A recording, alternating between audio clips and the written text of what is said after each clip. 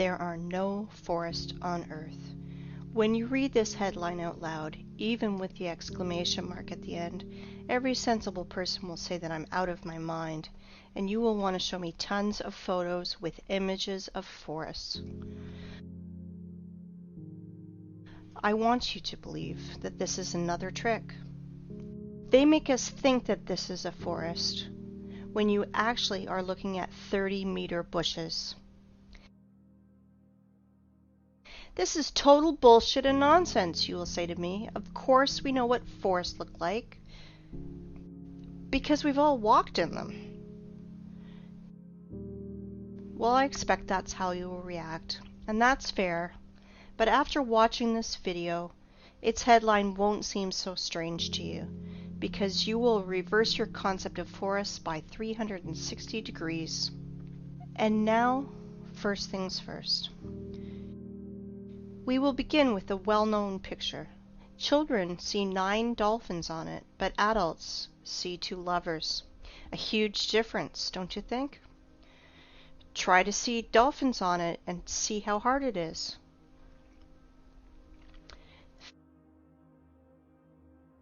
Feminine fruities just won't transform into dolphins for most adults. And that's funny because it's the opposite for kids. There is only one picture, but we see it completely differently. What is more, children and adults can't exchange perceptions. Why is this the case? It is simple. Eyes see the way the Matrix ordered them to, but that's not the way the real world looks. Our eyes become traitors over time. We were blinded while in childhood. The outward world is quite different. We see things through a prism of habit and experience. And this prism distorts everything completely. At 30 years of age, this prism works to protect your mind. And at 40, you could go crazy without this prism. Do you think I'm exaggerating? Look at this photo.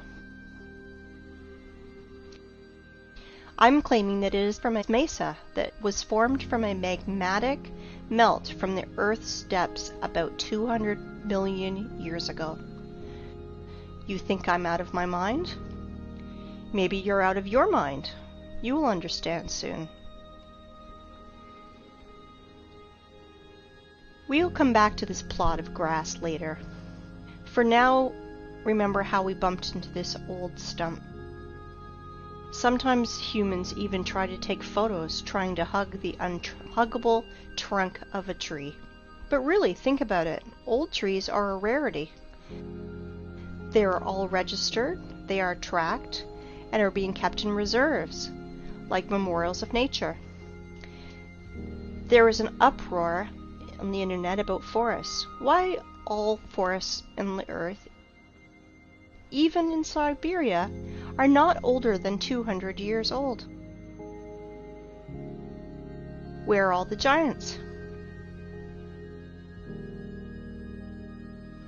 It is right that the people are in an uproar about it, but I want to look at the problem from another angle, from the side of the Earth's poles. The thing is that even Soviet biologists found strangeness in the poles, and unnatural amounts of water kept in the ice and snow, and there's an unnatural percentage of carbon dioxide in the world's oceans. This abnormal concentration tells us exactly about a worldwide fire of the past. Using simple math, those scientists come to the conclusion that those fires carried away 99% of the Earth's biosphere.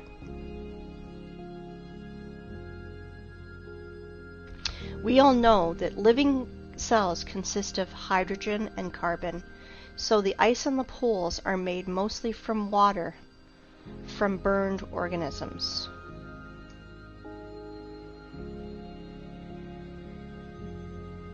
And now, think about this number, 99%.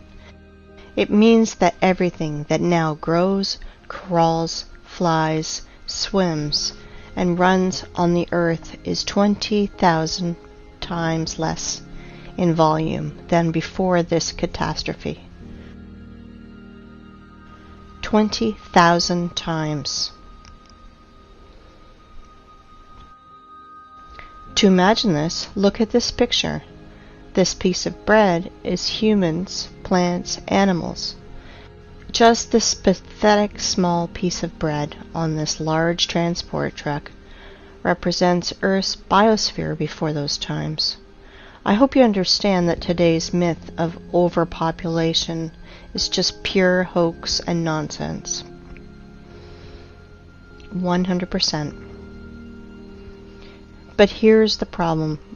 Biologists divided this number between all the continents and only calculated into this figure the dry land, not all the ice and snow that is on the earth. And there's a lot of snow and ice. Fact is fact. But as always, illumination can come suddenly, and stereotypical thinking is to blame. 30-meter tall forests are like a virus that takes over both our brains and especially the brains of biologists, which prevent us from finding a solution to this problem. If plants can't fit broadwise, then we should fit them upwards, and then it should make sense. In this new theory, hypothetical forests of unthinkable height was drawn. And here's the thing. We found these old photos. This is the vandalous felling of the sequoias in the California redwood between 1880 and 1920. These trees miraculously survived the planet's bombardment in 1816. Just imagine how many years this tree needs to grow to these sizes. Then these terrible men come with saws and axes. 1, 2, and no more tree. In proportion of this tree, we can see a rule. The diameter of the stump is 3 times bigger than the woodcutter's or feller's growth. Let's look at this formula. You just think about it. You are entering a forest that is not usually 30 meters, but 100 meters. Here are your fairy forests from fairy tales and books. Forests that are lost because of such barbarians. I understand that they are just wage workers, and they must feed their families, that this is just an order from above. But if every single woodcutter refused to carry out these criminal orders, all the forests would be saved, because their demon bosses are too arrogant to do it with their own hands. And that is why I will send these merry woodcutters' defenders to a well-known place. Look at this photo carefully. They look like satanic bacterias that want to kill the forest organism. For those who think that trees were killed just because of wood materials, I want to dispel your claims. Trees are energy generators. They produce constant electricity, oxygen from photosynthesis, food. They have a root network and are programmed to exchange data. Our ancestry had a theory that trees are programmed to keep data from everything on the planet and save it in their information portal in their carbon fibers. I do not know the reason, but some sequoias that these vandals left alive even put a fence around it and called it a wildlife sanctuary. Of course, park guides will tell you tales from the crypt. How in this stupid Zoic era, stupid sores scratched their booty on the old sequoias of California. Let's summarize everything. Remains of the giant trees of the past are found, and homeless ice and snow of the poles took their place in the mosaic. It seems like everything is clear, but it is not. Nothing is so simple. If we take myths and legends of all nations, you can find lots of stories about people, animals, and plants morphing into stone. This is normal because paleontologists all over the world dig petrified fossils of humans, animals, and plants. There are so many of them that old museums are overfilled with petrified fossils of clovers, frogs, lizards, pieces of dinosaurs, and so on. Frogs and clovers are fine, but what about the forests? Guys, where are the trees? Old sequoias of California do not fit here because they are made of carbon.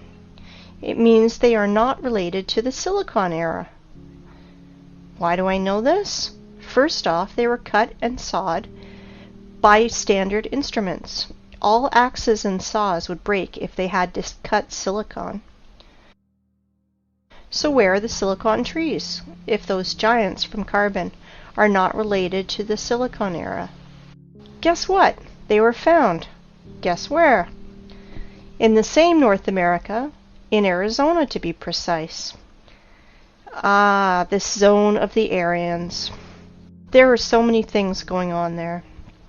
The giant quarry that is now called the Grand Canyon. Like one person under the nickname Wake Up Human said, it is an apogee of the cynicism to name quarry waste as a national park. It is not a national park. It is just a quarry. And think what the ancient Russian word's root kolo is doing in the opposite part of the world. And the root ra, I won't even mention. Here is the city of Aryans, from which left only the vortex that made Hooligan meteorite 50,000 years ago. That's how Wikipedia is telling us this total bullshit. Oh, and by the way, here are our silicon trees. I wanted to introduce to you the museum under the open sky. Petrified trees here are just scattered in the desert and also fenced.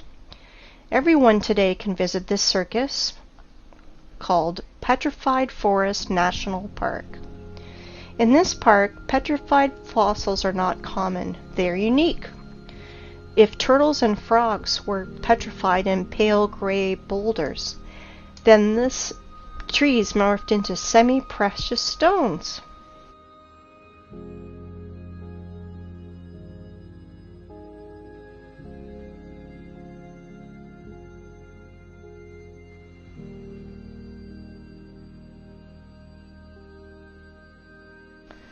Beautiful stones, aren't they? It is time to take stock. All our forests are young and do not grow higher than 30 meters. Remains of fairy forests were found in the sequoias of California, and biologists put poles of ice and snow in its place. We found petrified fossils of the Silicon era and trees from precious gems. Now everything fits together, right? Or no? In a perfect world, everything fits. In our cursed hell, nothing fits. Since that time, when I was a kid and I saw petrified fossils on a TV show, I was tormented by that question.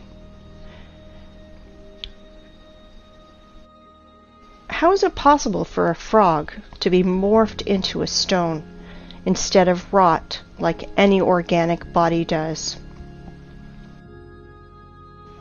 Let's see what Wikipedia tells us. Special rare conditions must be met in order for the fallen stem to be transformed into fossil wood or petrified wood. In general, the fallen plants get buried in an environment free of oxygen, which preserves the organic structure and general appearance. I understand this is dry British humor. If not, I will try to explain. You need some spontaneous disaster. For example, a volcanic eruption, tsunami, clay rain, which would quickly cover the frog and mammoth and make conserves from them, where bacteria won't decompose the corpse to the state of stinking manure. In other words, to make the body petrified, you need to cover or engulf the body and to compact it. According to so-called scientists, the tissue was organic, and then it magically turned into silicon. SiO2. Remember this formula. If you have ever buried your home pets, you can quickly run and dig them out. Your beloved pet is petrified, and you can put his statue on your table. Want to reproach me for such black humor? Redirect that to the official science community, which sells us such bullshit. A dead body has only two options. Dry up like an insect in a piece of amber, or the second option, just simply rot. Organic bodies will never turn into rubble. Never. This absurdity is invented to hide the truth. Magical morphing into stone is a little thing. Transforming wood into semi-precious stones, this is where the lies and ignorance become uncontrollable. Tell me how a stick of wood can become a semi-precious stone. You may have no answer, but I do, and we will discuss this later. For now, let's analyze what these gems show. I do not know about you, but I am confused by 3 points. First of all, according to the official story, these trees lost in an unequal battle against a neighbor volcano. Attention, 225 million years ago. But wait, there's more! This wood not only burned in hell's fire, not only rotted into the wet ground, against all the laws of physics, chemistry, and biology, just transmorphed into precious gems. David Copperfield is nervously smoking on the sideline. But this is not the end. Trees are not broken. Trees are sawn into even, accurate pieces. Well, I want to know the name of this brand of chainsaw that Aborigines use for this. I'm joking, of course, but the conclusion is that this is not a museum, but stage theater. These trees were sawn and brought here by someone. You know, only a true fool would believe in the magical transformation of wood into precious stones and gems. Here's another question. For what purpose did they make this circus with all these scattered pieces of silicon life form? And did you pay attention to how small these silicon trees are? They are incomparable, even with the sequoias of California. But this one is simple. They are not trees. They are trees' branches, giant silicon trees. And these trees were so big that American sequoias near them look like sticks near the baobab. And while tourists are freaking out over these precious gems, no one is paying attention to the background, because everything is hidden in plain sight. To understand what I'm talking about, let's return to our favorite plot of grass. And I want to ask you, what do you see? A tree stump in the daisies? But I continue. This is mesa that was formed from the magnetic melt from the Earth's depths about 200 million years ago. Do not believe me? And now? Let me introduce to you, this is Devil's Tower, mesa, or so-called laccolith, that was formed from a magnetic melt from the Earth's depths about 200 million years ago. At least that's what Wikipedia tells us. And billions of people believe that this is mesa, laccolith, or a mountain. Really? Let's come closer to our tree stump. to look at his fantastically inexplicable columns. Let's look in the Wikipedia ones again. Igneous rock is formed through the cooling and solidification of magma or lava. Really? What a smart magnetic melt! It's just stood still and froze in the appearance of a perfect hexagonal column for 300 meters in the sky. You can synchronize your instruments with these miraculous columns. Were they squeezed out of cream injector, then tied in a bun like a broom, and then a big giant fan blew near to help the columns to curdle faster? Maybe the columns of Parthenon or Isaac's Cathedral were built in the same way. Gentlemen scientists, are you out of your mind writing this garbage? Humans, are you out of your mind believing this garbage? Claiming that this geometrical masterpiece appeared as the result of a lava fountain is the same bullshit as claiming that a racing car appears on the track because of an explosion at a Ferrari factory. Have you ever seen what a fountain of lava looks like? In those times, lava had artificial intelligence. Really? Comparative analysis. All columns are hexagonal. Why exactly hexagonal? Because the universe's masterpieces are built in this form.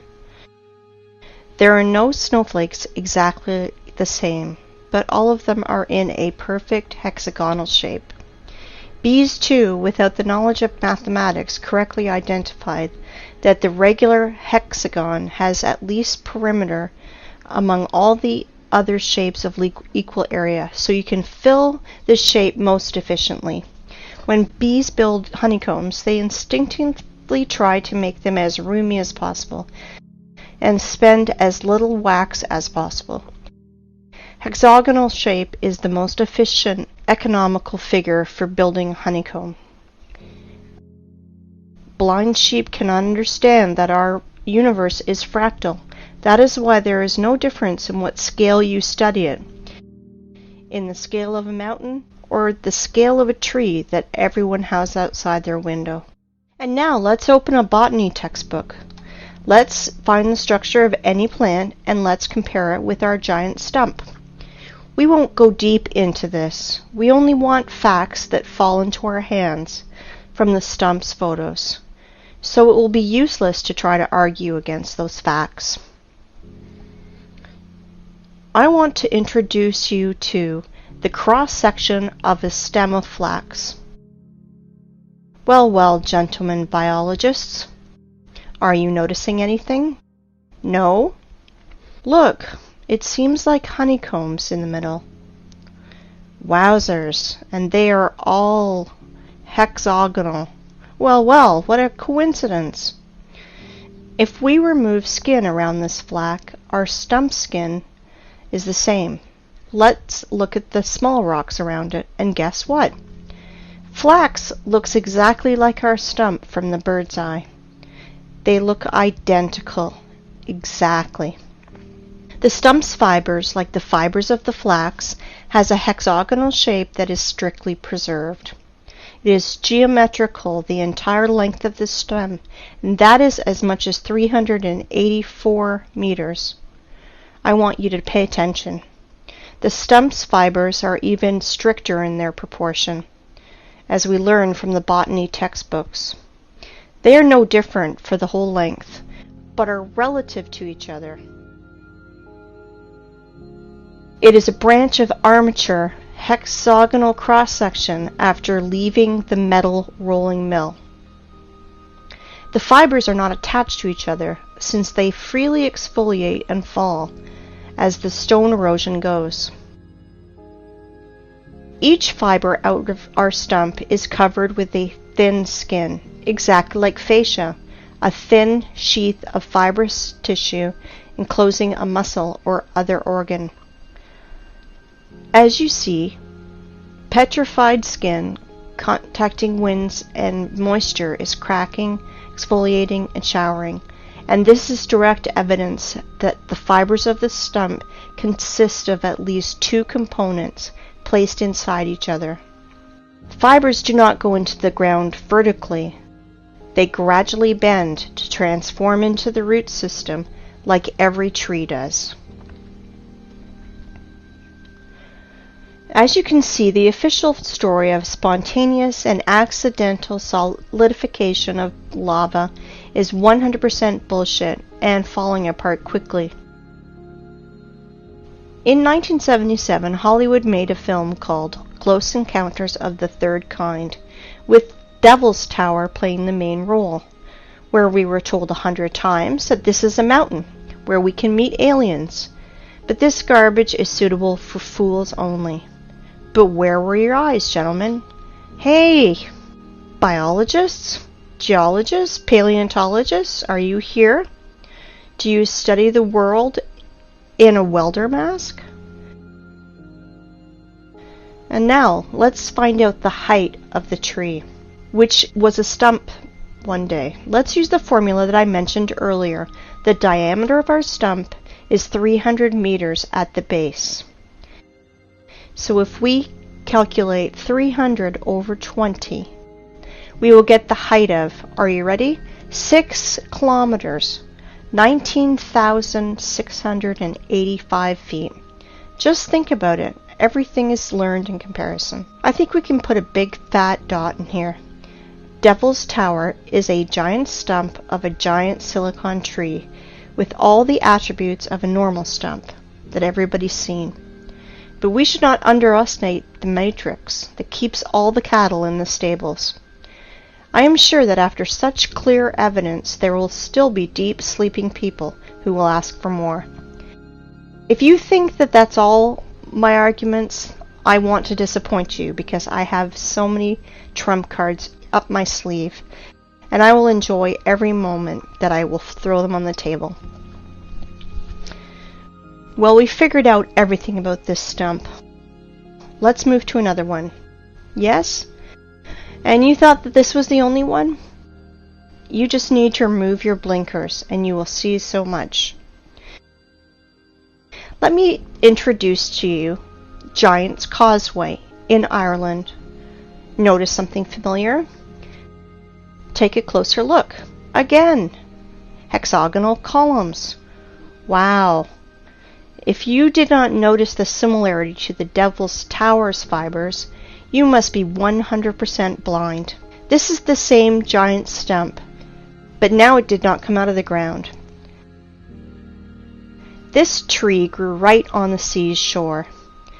The Giant's Causeway consists of almost 40,000 columns of such geometrical proportions that all the bees in the world would be jealous.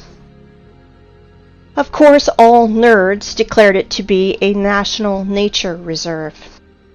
Like I mentioned before, as one person named Wake Up Human said, it is an apogee of the cynicism to name quarry waste as a national park.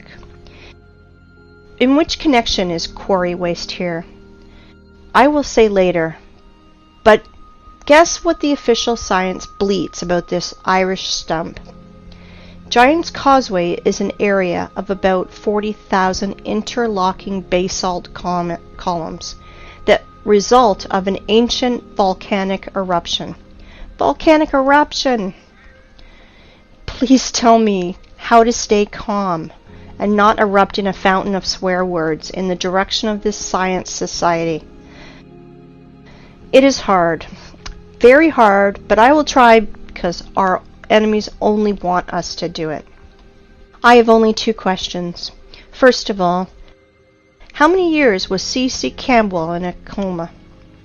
And second, why do bees' honeycombs not declared as a result of an ancient volcanic eruption? Because they are not distinguishable at all. It's no less strange why street sidewalk tiles are not declared as a result of an ancient volcanic eruption. Show me a single difference, nerds.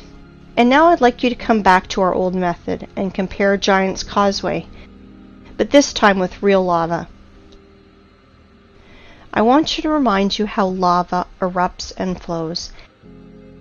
and this is how it congeals. And now let's compare Devil's Tower.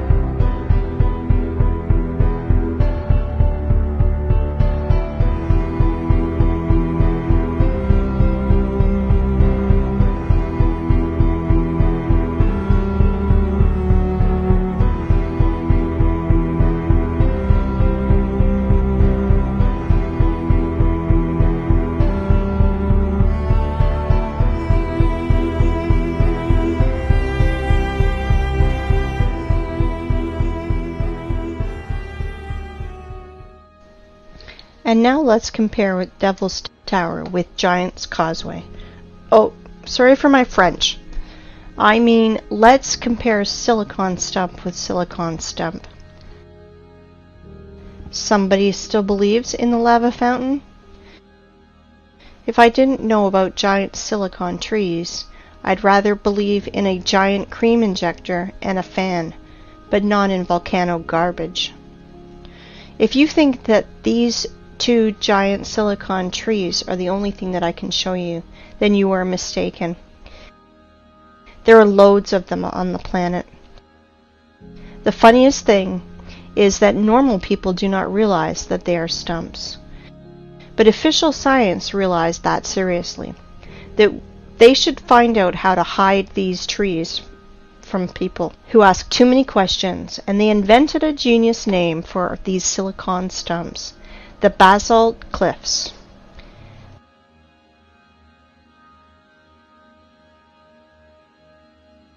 I want you to pay attention to these two pictures, where fibers hang from the ceiling. How can volcanic version explain that? Lava was dripping, but its drops did not fall to the ground.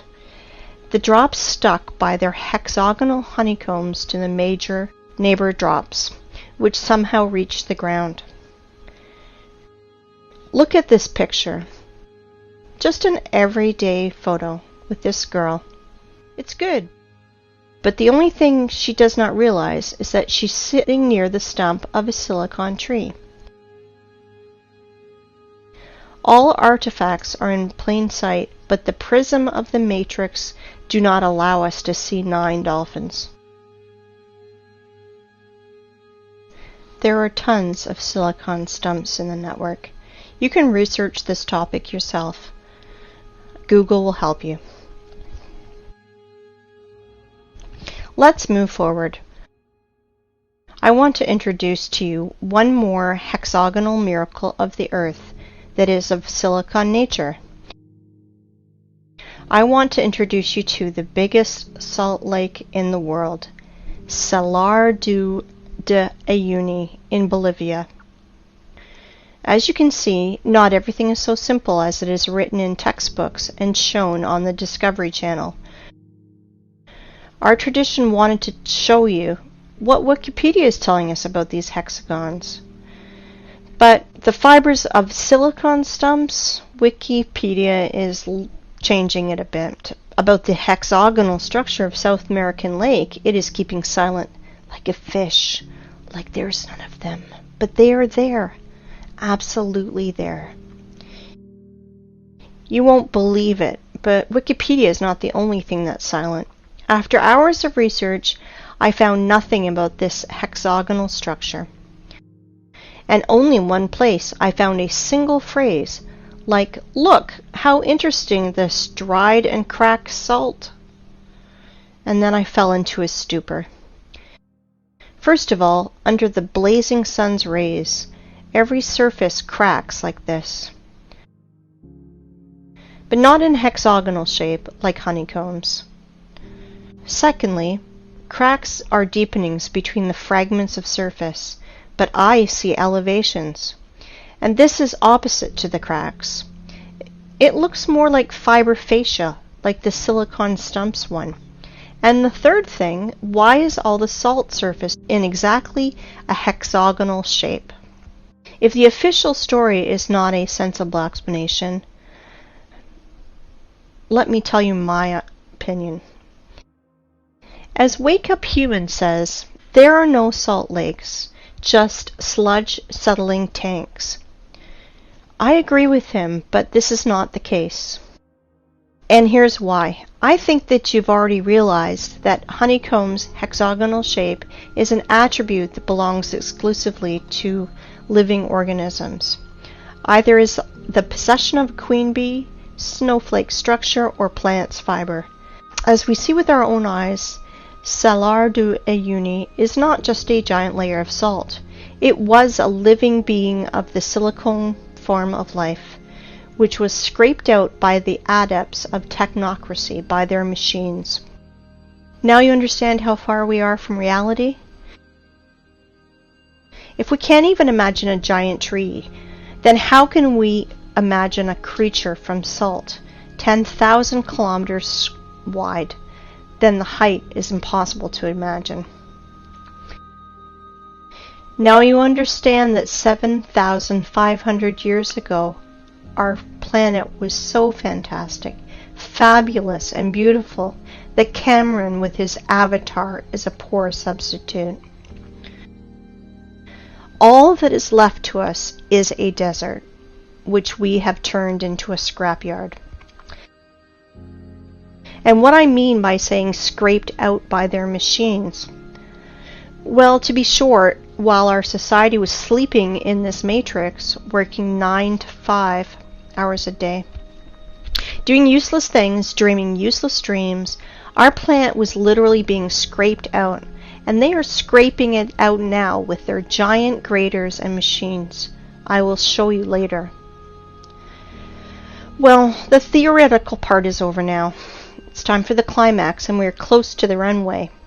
But before, we should return to our first stump and see one strange thing. I bet you did not notice. We saw many stumps, but this one is special. It has a flat surface on top, which means it was cut down. Yes, exactly, cut or sawed. And now our imagination is asking us, who cut it? For what? What did they cut it with? I will answer this question later. We will put these questions in the background because the stump that was cut is not a single one on the planet. I will tell you even more. Devil's Tower is a small one compared to the others. Boys and girls, our aircraft is ready to fly. Of course. Well, we have no course. We will fly around the planet. Fasten your seatbelts and better hold on to the handrails, because everything you will see will overturn your notion of rocks and mountains. Let's go! While we're flying, let's play a game. Find 10 differences. Though, there are only 2 differences: material and size.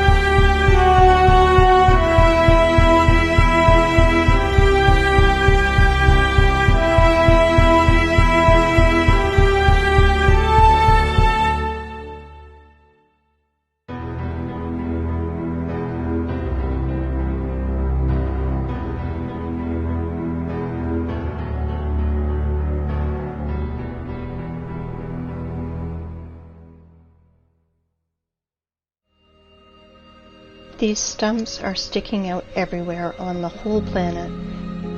There are hundreds of them. Scientists call them mesas, which means table in Spanish, because they have a flat peak, flat as a table.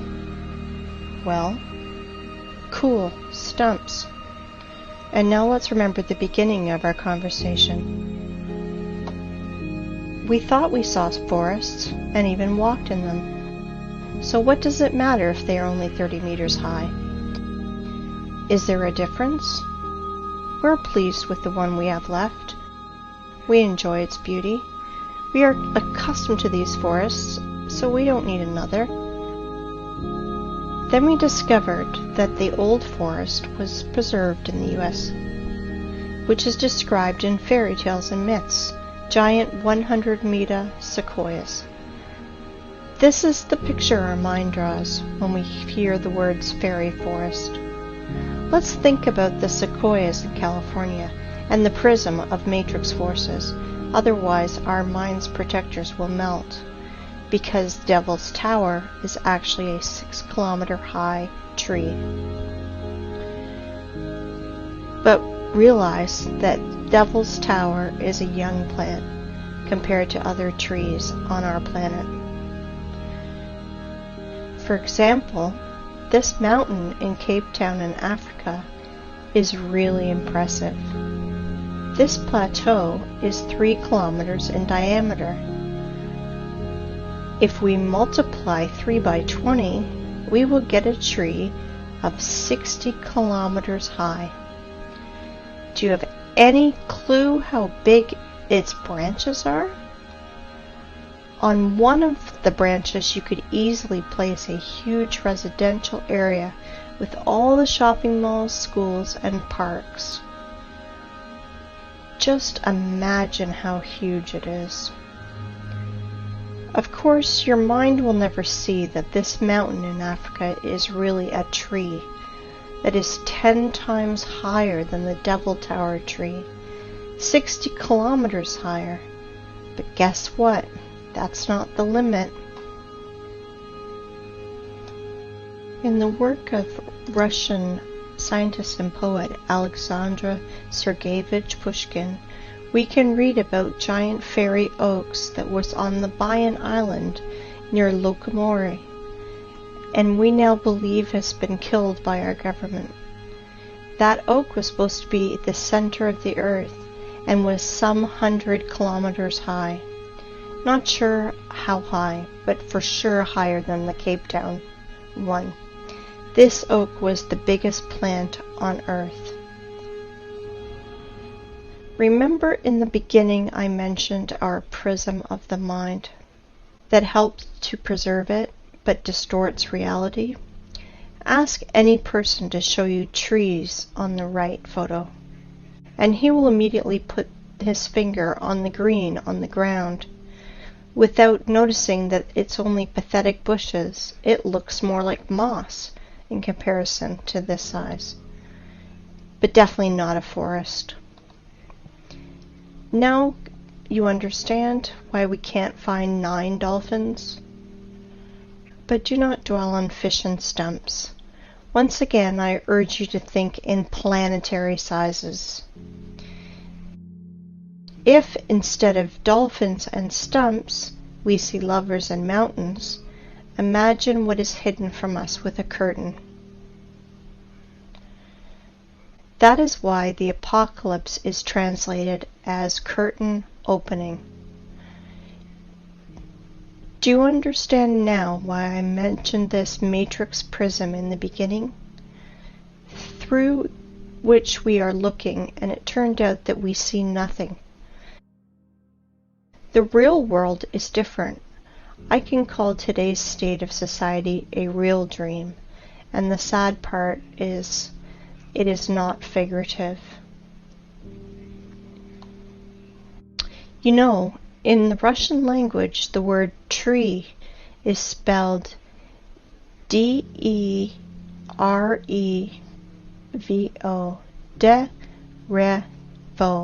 The word ancient tree is spelled D-re-vo, and the word ancient trees is spelled DITRH. It means in Russian language, the language of the Aryans, time, when giant old trees grew. Interesting, isn't it? Well, let's put all that in our pocket and continue our flight. I think you will ask me, and maybe it's time to ask questions.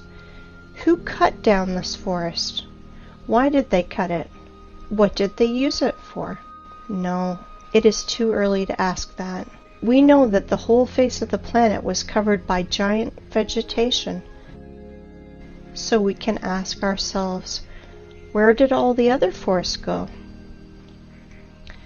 The thing is that this so-called mesa are just single ones, because only the best were chosen for cutting. Whole other forests up the planet were laid down by blast waves. We reviewed only stumps with flat peaks. Does anyone remember how not cut but actually broken trees look like? I will remind you. Understand my hint? Let's play the game again. Find 10 differences.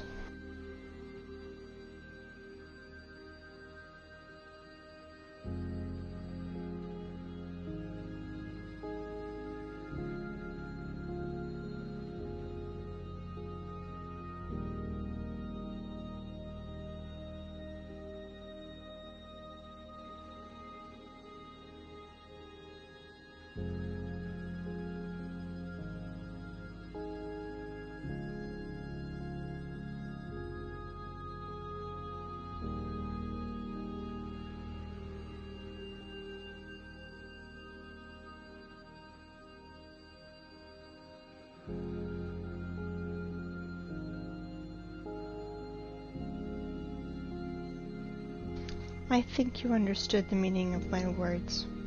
So I want you to look at the highest stumps of our planet. They were mined like a quarry and were broke by blasts. For example, the tree Everest.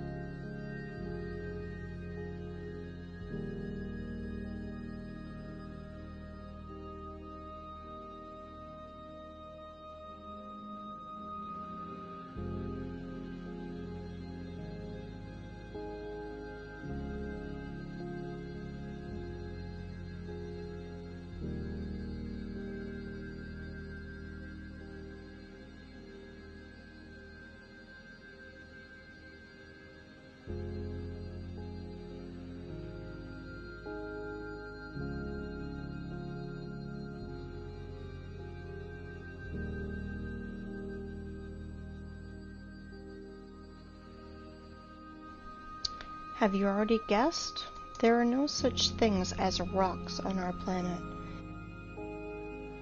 They are all just pieces of broken stumps. You can look at millions of photos, but the only thing that you will find is corpses of our true environment. How official science explains our origin of rocks, I think you guessed too. Now you understand why we are so charmed by rock? Why are all elite properties placed between rocks? Why the most clean materials for construction are pieces of rock? Because even if they are dead, they still emit powerful energy for us, mortal carbon human beings. Stone is a bridge between silicon and carbon life forms. And now, the important thing you must learn is how to distinguish rocks from mountains. They are completely different things. Rocks consist of solid pieces of ragged stone with fragments of fibers that reach to the sky. But mountain is just a pile of loose waste, which were brought on by giant machines. It has almost perfect cone shape, like every loose structure does. Sometimes those piles have chemical waste inside, And sometimes those wastes react with each other, and sometimes they burn, and sometimes explode. And then nerds in white coats scream that they invented a new volcano, and will immediately tell you stories from the crypt. How 200 million years ago this volcano formed those silicon stumps, and explain the origin of our street's sidewalk tiles as a result of an ancient volcanic eruption. That is why there's no such thing as volcanoes, rocks, and mountains on our planet. You can throw out these terms from your vocabulary. Okay, let's fly further. So from our window you saw that absolutely all the rocks on our planet are just corpses of the silicon form of life. They are all fallen trees, you want to ask? No, not all of them have hexagonal structure like the Devil's Tower. Some of these rocks have lamellar structure or spongy structure, like our mushrooms do. Like liver is different from our heart or our lung, so our ancient world was so diverse that we can't identify or even imagine lots of species structure like our mushrooms do. Like liver is different from our heart or lung, so our ancient world was so diverse that we can't identify or even imagine lots of species and subspecies. Let me introduce this theme was covered in detail by Pavel Ulyanov. His YouTube name is Wake Up Humans. He did revolutionary work in the theme of geology and bucket wheel excavations work. Let me introduce to you this giant cuttlefish, which is a Badger 288, one of the world's biggest rotor excavators. And this is how those machines work. They crawl on its wheel parallel to the quarry wall. Giant wheels with ladles scratch at rock and ground, leaving concave wall.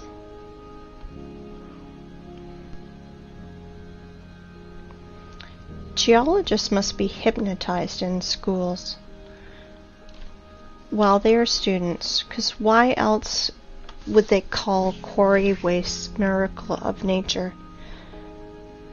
Like, for example, this cliff in Australia. Want to laugh? If you do not believe in the idiocy of this last stage, just Google wave rock and check the official explanation. 100% unbelievable how people buy into this. Some people will ask which stone was part of the living plant and which not. I want to tell you that at least 7,500 years ago there were no such things as stones. Everything you find now was part of our ecosystem. But then people said they want to be gods themselves, and they screwed everything up.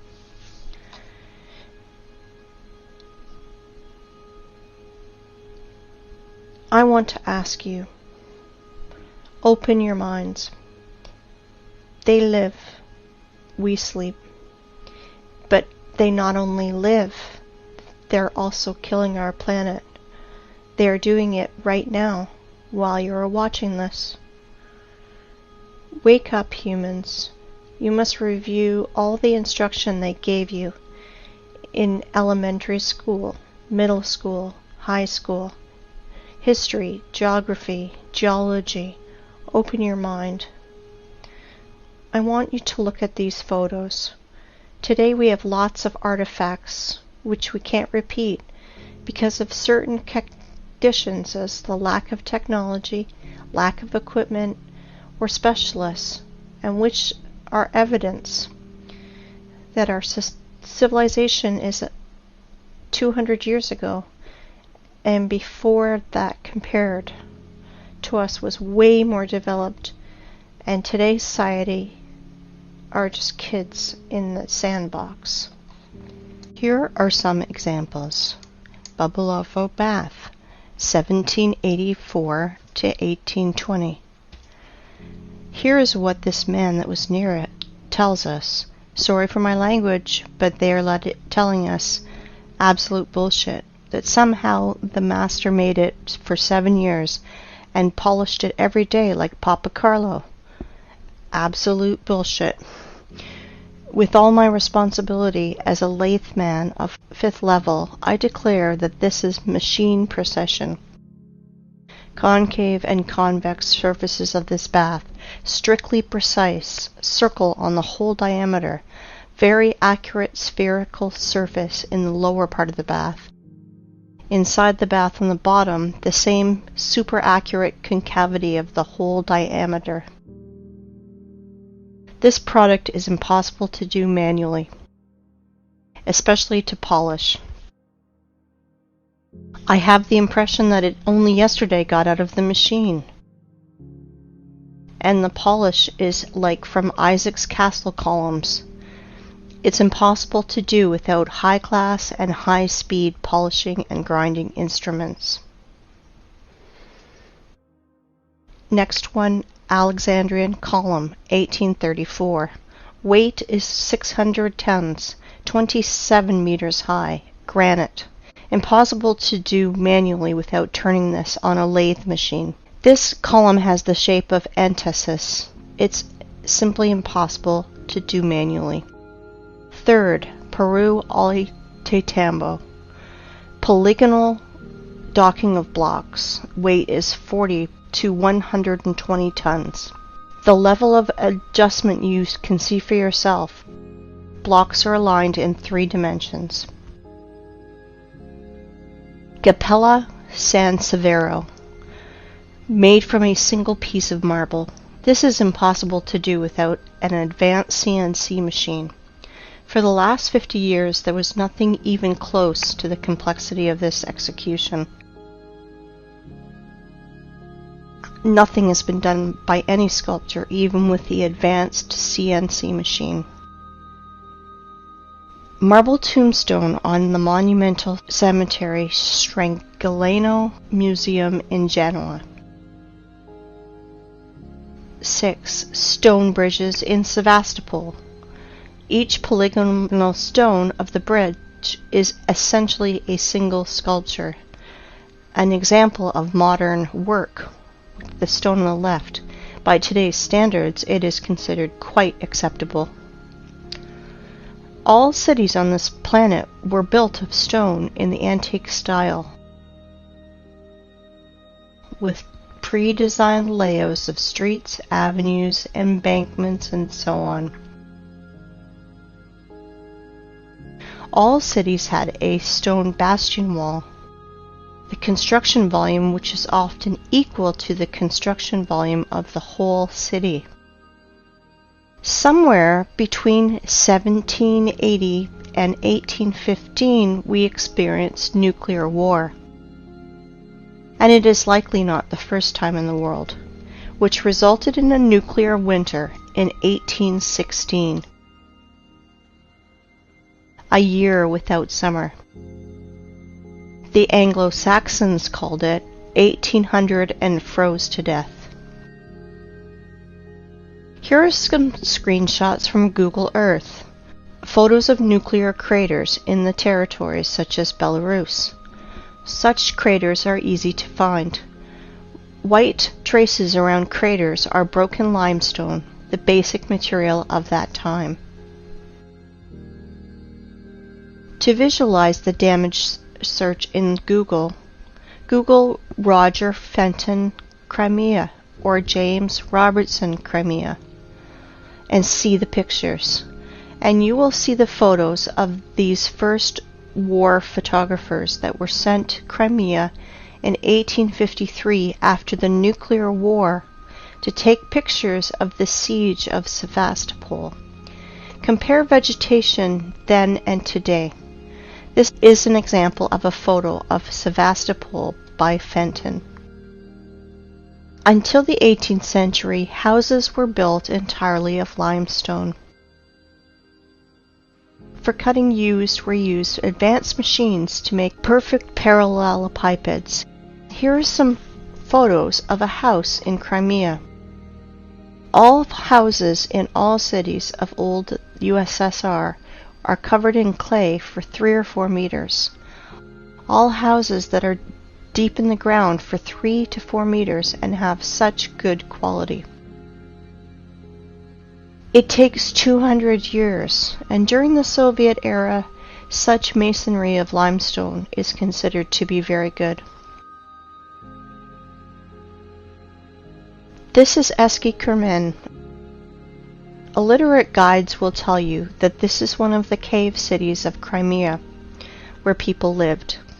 And when I asked about this track, I was told that this track was done by cartwheels of local nobility. And this is another so-called cave city of Crimea. And this is a modern quarry where limestone is mined. This photo is made before the revolution of 1917. You can see that from the limestone is accurately cut segments, the bottom of which runs the railway and where a house stands. And now a very important photo of Inkerman Quarry, the name Champani, made in 1890. You can clearly see cut passageways through the hill, 100 meters in width and 80 meters high. Under the vertical wall we can see small pieces of limestone and limestone crumb that fell off because of working saw machining. In the cut holes we can clearly see houses. Some of these holes are beginning of catacombs, some of which extend for hundreds of kilometers. They conducted a large-scale underground mining of limestone. In the days of the Second World War, in the catacombs were hospitals, warehouses, headquarters, and trucks freely drove in and out of these catacombs. By the way, there are ancient catacombs in any city of the world. Near Odessa, there is a catacomb that is 2,500 kilometers long. Everything they tell us, rocks, canyons, ravines, cliffs, are just nothing more than quarry wastes. And there are very old quarries over there, and many fresh ones. This is a white rock in Belogorsk, near Crimea. It is a limestone quarry. The wall was formed as a result of the cut slope of the hill. Want to see more? Look at this passage from which a huge mass of limestone was taken. They lied to you. And guess what they call it? They call it the Valley, a beautiful wonder of earth. Check this out. This is an old photo from the 19th century. The mound of the vertical walls of limestone chips are not yet overgrown with vegetation. This is an old painting from the year 1855. We can see ancient giant quarry wastes in the background. Are you impressed by the scale of mining in just little Crimea? I want to tell you more. There is no cubic meter of land, probably 100 meters deep over the entire earth, which would not have been in its time mined, milled, masticated, and discarded. It is not a planet, but a giant quarry waste pit, where in the most violent and barbaric way the entire periodic table of Mendeleev is extracted. And now, look at these photos and pay attention to the tiered structure of the quarries and mines. The rotor excavated tiered cuts are massive. It is a formed structure with right angles when viewed from above.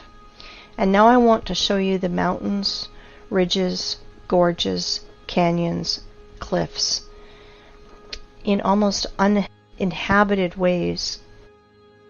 Often they are named by the people who discovered them.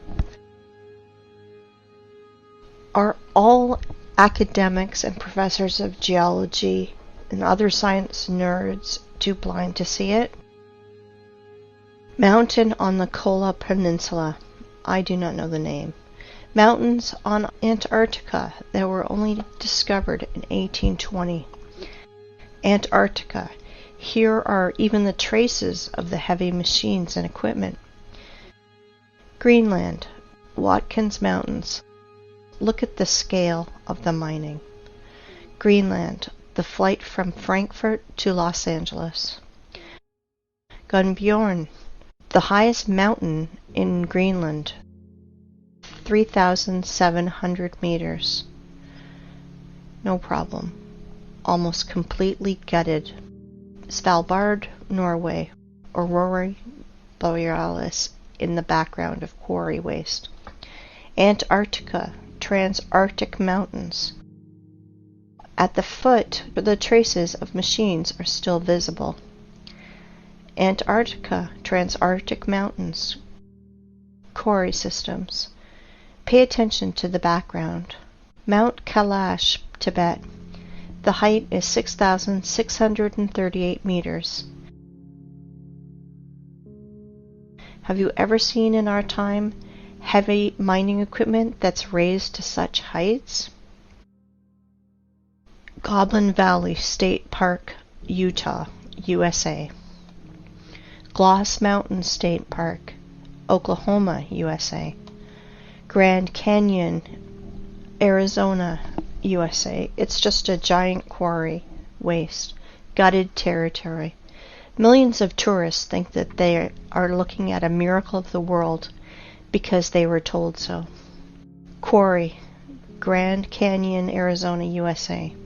Nowhere can we find traces of water erosion, only the shock explosive impacts on the silicon vegetation. Quarry, Rock Spitzberg. Quarry, Grand Canyon. The cut of the stone with a circular saw. Quarry in Australia, Blue Mountains. Blue Mountains from another angle. Blue Mountains, the vertical wall. Compare it with the marble quarry in the Alps. Marble mining in the Alps.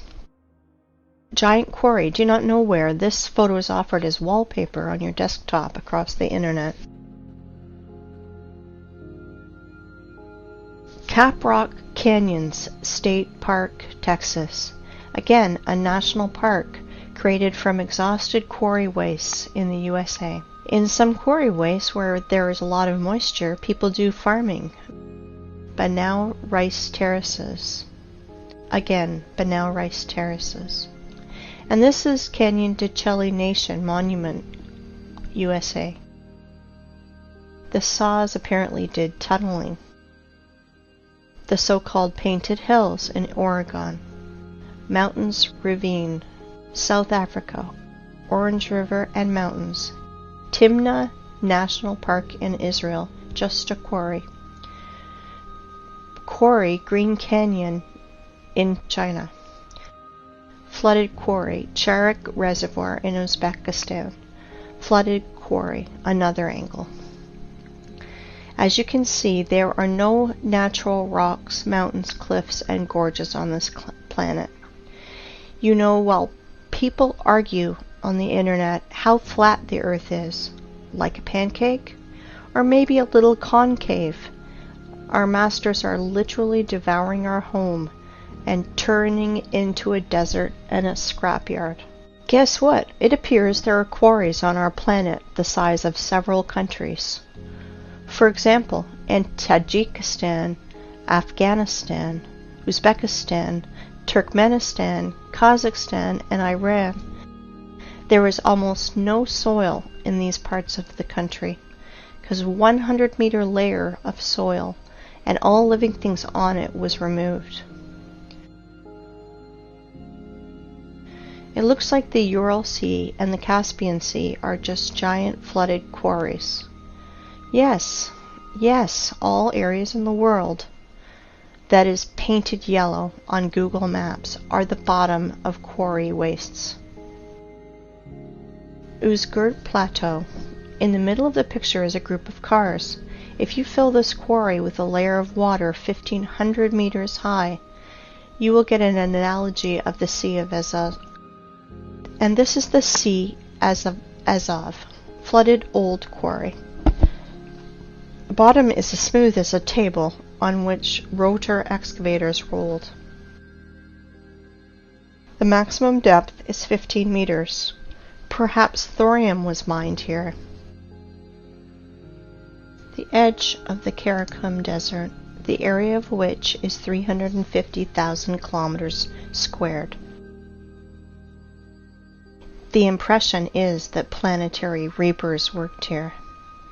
In reality, Kori, for the rest of the population, Canyon Yangakala, the wonder of the world, in Turkmenistan.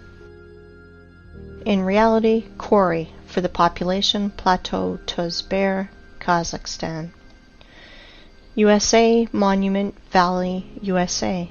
Previously, this area was several hundred meters high, up to the stumps of the silicon trees in the background. Same Monument Valley, USA. Namibia. The desert is the bottom of a quarry. Egypt. The top layer is scraped out with soil and all living things on it, also burnt by nuclear blast. Most part of Australia is cut and scraped almost completely. No soil, only red desert left. Australia, Nigeria, desert. The conclusion is deserts are 100% artificial. They emerged as a result of long-term mining activities. Even more, you can easily safely replace the words canyons, gorges, rocks, ravines, plateaus, mountain lake, and just simple lake in your vocabulary to the words quarry, mine, flooded quarry, flooded mine. Krivobor in Russia. Krivobor in a different angle. In the middle of this island, overgrown with bushes, stood a rotary excavator. Kruitvann in Switzerland, obviously the work of a rotary excavator. Siberia, Anabari Quarry. And now look at this. This is pile of waste rock in Donbass. The height sometimes reaches 300 meters. Inside them are chemical reactions. They burn, and sometimes they even explode when they accumulate excess pressure, and more. Let me introduce to you this pile of waste called Vesuvius in Italy. 1,281 meters high. But science nerds will tell you that this is a volcano because it is burning, even once it exploded. What a story. How people buy into it is beyond me. And now let's look at the biggest pile of waste, called terracons or volcanoes.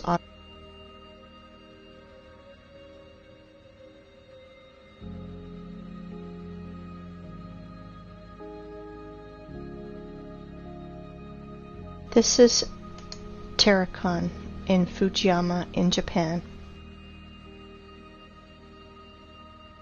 People, if you think that our masters lie to you, you are still sleeping. If you think that the earth is flat, you are half awakened. We are on a desert and a giant quarry that we are turning into a scrapyard. Since we can trust no one, maybe it's time we think for ourselves. Really think about what you've been told your whole life and question everything.